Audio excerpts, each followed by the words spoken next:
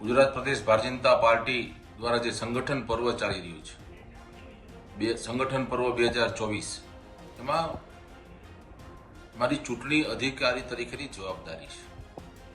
ખાસ કરીને બૂથ સમિતિનું ગઠન પૂર્ણ થઈ ચૂક્યું છે. હવે મંડળ સમિતિના ગઠનની પ્રક્રિયા ચાલી રહી છે. 7 અને 8 તારીખે સમગ્ર ગુજરાતમાં 580 મંડળમાં જે તે કાર્યકર્તા મંડળના અધ્યક્ષ થવા ઈચ્છુક હોય તેઓના ફોર્મ ભરવાની પ્રક્રિયા ખૂબ સારી રીતે સમગ્ર ગુજરાતમાં ખૂબ ઉત્સાહભેર એક કામગીરી પૂર્ણ થઈ છે.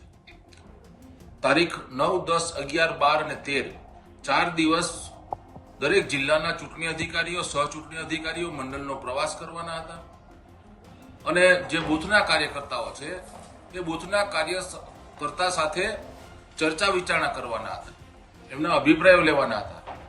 પરંતુ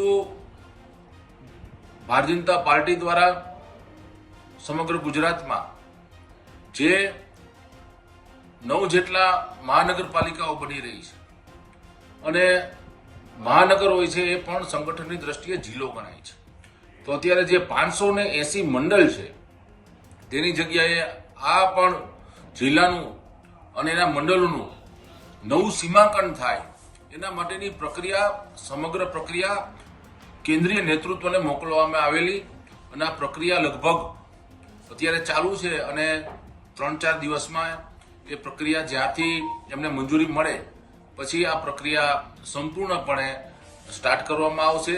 માત્ર 3-4 દિવસ પૂરતું જ આ સ્થગિત કરવામાં આવેલું, બીજું કોઈ પણ પ્રકારનું કન્ફ્યુઝન નથી. ખૂબ સારી રીતે સંગઠનનું મહાપર્વ ચાલી રહ્યું છે અને 25 તારીખ સુધીમાં ગુજરાતના તમામ મંડળના અધ્યક્ષો નક્કી થઈ જશે.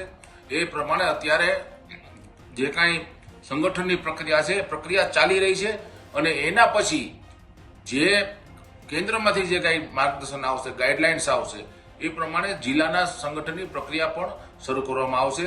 સૌને ધન્યવાદ. ભારત માતા કી જય. વંદે માતરમ.